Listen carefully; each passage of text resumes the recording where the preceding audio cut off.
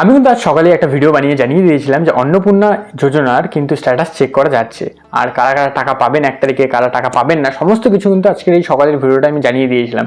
কিন্তু এই বিকাল হতে না হতে আরেকটা আপডেট চলে এসেছে যে আপনারা যারা কাল অবধি স্ট্যাটাস চেক করতে পারছিলেন, আজকে বিকাল থেকে কিন্তু আর স্ট্যাটাস চেক করা যাচ্ছে না। যদি আপনি স্ট্যাটাস চেক করতে যাচ্ছেন, ওখানে কিন্তু পিডিএফটা আমাদের শুধু সাবমিটেড শো হচ্ছে, ঠিক আছে।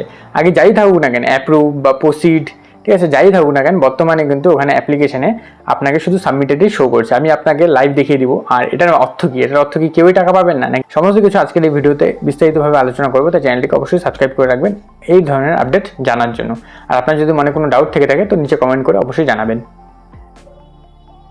দেখুন, এটা কিন্তু কালকে আমি ডাউনলোড করেছিলাম, ঠিক আছে। কালকে ডাউনলোড করে আমি চেক করেছিলাম, এখানে ইনকোয়ারি প্রসিড দেখাচ্ছিল, ঠিক আছে। এখানে 6 তারিখে এই অ্যাপ্লিকেশনটা করা হয়েছে, ঠিক আছে। এবার অ্যাপ্লিকেশনের শেষে দেখুন 81 আছে, শুরুতে 66 আছে। এইটাই আজকে যখন আমি ডাউনলোড করছি, এটা আমাকে কি শো করছে আমি আপনাকে দেখিয়ে দিচ্ছি।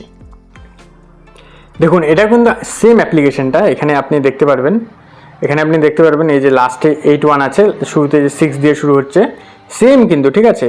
এটা আজকে যখন আমি ডাউনলোড করে চেক করছি, এখানে শুধু শো করছে যে সাবমিটেড, ঠিক আছে। এখানে কিন্তু অন্য কিছু, মানে কালকে যে প্রসিড শো হচ্ছিল, এটা আজকে সাবমিটেড হয়ে গেছে।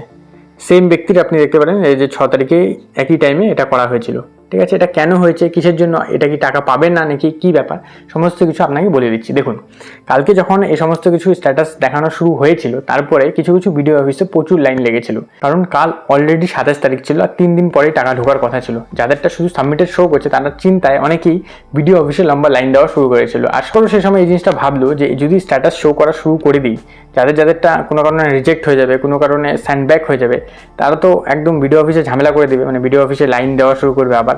আর একবার মানুষ অলরেডি এই প্রসেসের মাঝখানে হয়রানি হয়ে গেছিলো, আর যাতে হয়রান না হতে হয় মানুষকে, সাধারণ মানুষকে, তার জন্য স্ট্যাটাসটা আবার বন্ধ করে দিয়েছে, যতদূর আমার মনে হয়। আপনার কি মনে হয় নিচে কমেন্ট করে জানাবে। অনেকেরই এটা মনে হচ্ছে যে এটা সরকার টাকা না দেওয়ার একটা বাহানা আর কি, যে টাকা যাতে না দেয় তার জন্য এটা করছে, কিন্তু আমার মনে হয় না এটা আসল কারণ। আমার মনে হয় আসল কারণটা এটাই যে সরকার চায় না যে আবার বিডিও অফিসে গিয়ে মানুষ, মানে ব্লক অফিসে গিয়ে মানুষ লম্বা লাইন দেখ, তাই আবার সবার স্ট্যাটাস সেম করে দিয়েছে, সাবমিটেড করে দিয়েছে।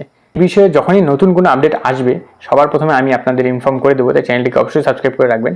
এবং কারা কারা টাকা পাবেন, দেখুন কালকে যারা দেখে নিয়েছিল, যাদেরটা অ্যাপ্রুভ হয়ে গিয়েছিল বা প্রসিডে চলে গিয়েছিল, তারা মনে হয় টাকা পেয়ে যাবেন। আর বাদ বাকিদেরটা বলতে পারলাম না, যাদের শুধু সাবমিটেড আছে তাদেরটা আমি বলতে পারলাম না।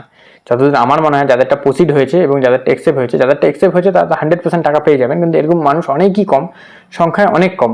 কিন্তু যাদেরটা প্রসিড হয়েছে, কিছু কিছু মানুষ আছে যারা 7-8 তারিখে করেছিল, তাদেরটাও প্রসিড হয়ে গেছে, তাদের টাকা পাওয়ার চান্সেসটাও খুব বেশি আছে। তো দেখা যাক কি করে সরকার 1 তারিখে।